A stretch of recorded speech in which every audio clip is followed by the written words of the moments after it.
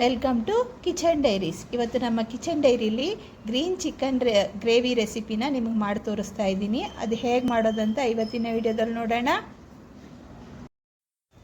ಮೊದಲಿಗೆ ನಾನು ಇಲ್ಲಿ 1 ಕಿಲೋ ಅಷ್ಟು ಚಿಕನ್ನ ಚೆನ್ನಾಗಿ ತೊಳೆದು ತೆಗೆದಿಟ್ಕೊಂಡಿದ್ದೀನಿ. ಈಗ ಇದು ಸೈಡಲ್ಲಿರಲಿ. ಇದಕ್ಕೆ ಮಸಾಲೆಗೋಸ್ಕರ ನಾನು ಇಲ್ಲಿ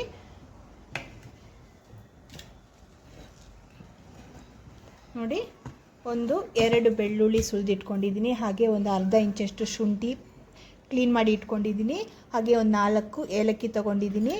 ಅರ್ಧ ಸ್ಪೂನಷ್ಟು ಜೀರಿಗೆ, ಅರ್ಧ ಸ್ಪೂನಷ್ಟು ಮೆಣಸು ಕಾಳು, ಹಾಗೆ ಸ್ವಲ್ಪ ಚಕ್ಕೆ, ಒಂದು 4 ಲವಂಗನ ರೆಡಿ ಮಾಡಿ ಇಟ್ಕೊಂಡಿದ್ದೀನಿ. ಇದ್ರ ಜೊತೆಗೆ ನಾನು 1 ಮುಷ್ಟಿಯಷ್ಟು ಪುದೀನ ಸೊಪ್ಪು, 1 ಮುಷ್ಟಿಯಷ್ಟು ಕೊತ್ತಂಬರಿ ಸೊಪ್ಪು, ಹಾಗೆಯೇ ಒಂದು 6-8 ಹಸಿಮೆಣಸಿನ್ಕಾಯಿನ ತೆಗೆದಿಟ್ಕೊಂಡಿದ್ದೀನಿ. ಇಷ್ಟು ರೆಡಿ ಮಾಡಿ ಇಟ್ಕೊಂಡಿದ್ದೀನಿ.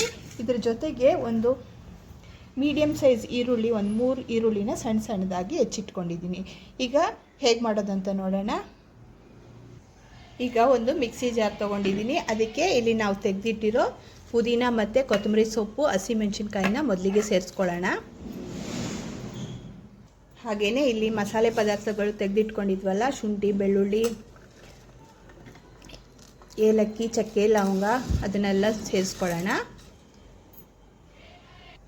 ಹಾಗೆ ಇದ್ರ ಜೊತೆಗೆ ನಾನು ಇಲ್ಲಿ ಒಂದು ಸ್ವಲ್ಪ ಗೋಡಂಬಿನ ನೀರಲ್ಲಿ ನೆನೆಸಿಟ್ಕೊಂಡಿದ್ದೆ. ಅದನ್ನು ಇದ್ರ ಜೊತೆಗೆ ಸೇರಿಸ್ಕೊಂಡು ಇದನ್ನು ಚೆನ್ನಾಗಿ ನೈಸಾಗಿ ಪೇಸ್ಟ್ ಥರ ಗ್ರೈಂಡ್ ಮಾಡ್ಕೊಂಡು ಬರಬೇಕಾಗತ್ತೆ.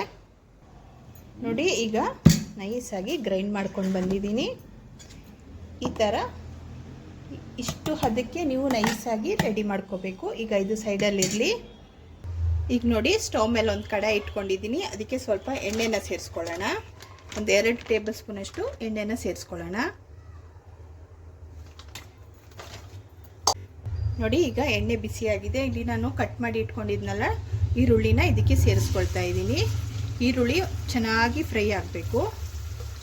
ಟ್ರಾನ್ಸ್ಪರೆಂಟ್ ಆಗೋವರೆಗೂ ಈರುಳ್ಳಿನ ಎಣ್ಣೆಯಲ್ಲಿ ಫ್ರೈ ಮಾಡ್ಕೋಬೇಕು ನಾವು.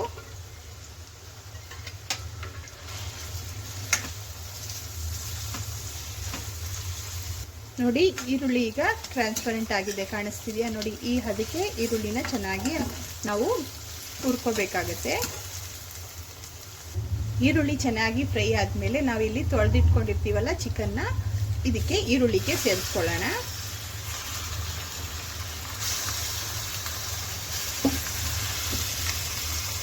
ಈಗ ಈ ಚಿಕನ್ಗೆ ಒಂದು ಅರ್ಧ ಸ್ಪೂನಷ್ಟು ಅರಿಶಿನ ಪೌಡ್ರನ್ನ ಹಾಕೊಳ್ಳೋಣ.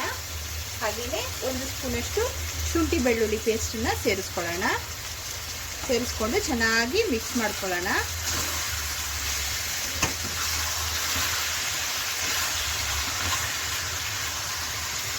ಚೆನ್ನಾಗಿ ಮಿಕ್ಸ್ ಮಾಡ್ಕೊಂಡ್ಮೇಲೆ ಇಲ್ಲಿ ನಾನು ಒಂದು 2 ಟೇಬಲ್ ಸ್ಪೂನಷ್ಟು ಮೊಸರನ್ನ ಸೇರಿಸ್ಕೊಳ್ತಾ ಇದ್ದೀನಿ.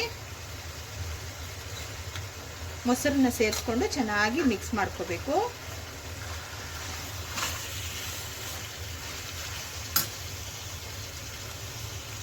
ಈಗ ಇದಕ್ಕೆ ರುಚಿಗೆ ತಕ್ಕಷ್ಟು ಉಪ್ಪನ್ನು ಹಾಕ್ಕೊಳ್ಳಿ. ಉಪ್ಪು ನಿಮ್ಮ ಟೇಸ್ಟಿಗೆ ತಕ್ಕಂಗೆ ಹೆಚ್ಚು ಕಮ್ಮಿ ಮಾಡಿಕೊಂಡು ಸೇರಿಸ್ಕೊಳ್ಳಿ.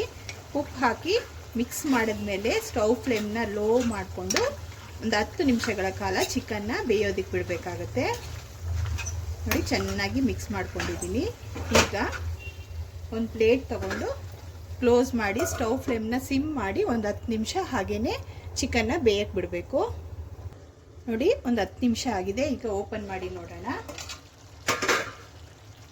ನೋಡಿ, ಚಿಕನ್ನಲ್ಲಿರೋ ನೀರೆಲ್ಲ ಬಿಟ್ಕೊಂಡು ಚಿಕನ್ ಚೆನ್ನಾಗಿ ಬೆಂದಿದೆ. ನೋಡಿ, ಒಂದು ಅರ್ಧ ಭಾಗದಷ್ಟು ಬೆಂದಿದೆ. ನೋಡಿ, ಈ ಟೈಮಲ್ಲಿ ಇಲ್ಲಿ ನಾವು ಗ್ರೈಂಡ್ ಮಾಡಿ ಇಟ್ಕೊಂಡಿರ್ತೀವಲ್ಲ ಮಸಾಲೆನ, ಅದನ್ನು ಇದಕ್ಕೆ ಸೇರಿಸ್ಕೊಳ್ಳೋಣ.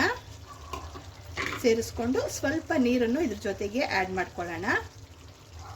ನೋಡಿ, ಮಸಾಲೆ ಹಾಕೊಂಡ್ಮೇಲೆ ಮಿಕ್ಸಿ ಜಾರ್ಗೆ ಒಂದು ಸ್ವಲ್ಪ ನೀರನ್ನು ಹಾಕ್ಕೊಂಡು ಮಿಕ್ಸ್ ಮಾಡಿ ಇದಕ್ಕೆ ಸೇರಿಸ್ಕೊಳ್ತಾ ಇದ್ದೀನಿ.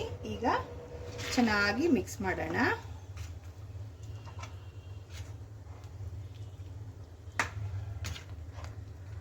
ನೋಡಿ, ನೀಟಾಗಿ ಮಸಾಲೆ ಎಲ್ಲ ಚಿಕನ್ಗೆ ಬೆರೆಯೋ ಥರ ಮಿಕ್ಸ್ ಮಾಡಿ ಇನ್ನೊಂದು 10 ನಿಮಿಷ ಹಾಗೇ ಸಿಮ್ಮಲ್ಲಿ ಬೇಯಿಸ್ಕೋಬೇಕು. ಕ್ಲೋಸ್ ಮಾಡಿ ಇಟ್ಟು ಸಿಮ್ಮಲ್ಲಿ ಬೇಯಿಸ್ಕೊಳ್ಳೋಣ. ಈಗ ಒಂದು 5 ನಿಮಿಷ ಆಗಿದೆ. ಓಪನ್ ಮಾಡಿ ನೋಡಿದೆ. ನೋಡಿ, ಈಗ ನಾನು ಇಲ್ಲಿ 1 ಟೇಬಲ್ ಸ್ಪೂನಷ್ಟು ಚಿಲ್ಲಿ ಪೌಡರು, ಸ್ವಲ್ಪ ಗರಂ ಮಸಾಲೆ, ಹಾಗೆ ಕಸ್ತೂರಿ ಮೇಥಿನ ಕ್ರಷ್ ಮಾಡಿ ಇಟ್ಕೊಂಡಿದ್ದೀನಿ. ಇಷ್ಟನ್ನು ಇದಕ್ಕೆ ಸೇರಿಸ್ಕೊಂಡು ಮಿಕ್ಸ್ ಮಾಡ್ಕೊಳ್ಳೋಣ. ಮಿಕ್ಸ್ ಮಾಡಿಕೊಂಡು ಒಂದು 5 ನಿಮಿಷ ಹಾಗೇ ಬೇಯಿಸ್ಕೊಳ್ಳೋಣ. ನೋಡಿ, ಈಗ ಒಂದು 10 ನಿಮಿಷ ಆಗಿದೆ. ಚಿಕನ್ ಚೆನ್ನಾಗಿ ಬೆಂದು ರೆಡಿ ಆಗಿದೆ. ಈ ಟೈಮಲ್ಲಿ ನಾನು ಸ್ಟವ್ ಫ್ಲೇಮ್ನ ಆಫ್ ಮಾಡ್ಕೊಳ್ತೀನಿ. ಆಫ್ ಮಾಡಿಕೊಂಡು ನಿಮಗೆ ತೋರಿಸ್ತೀನಿ.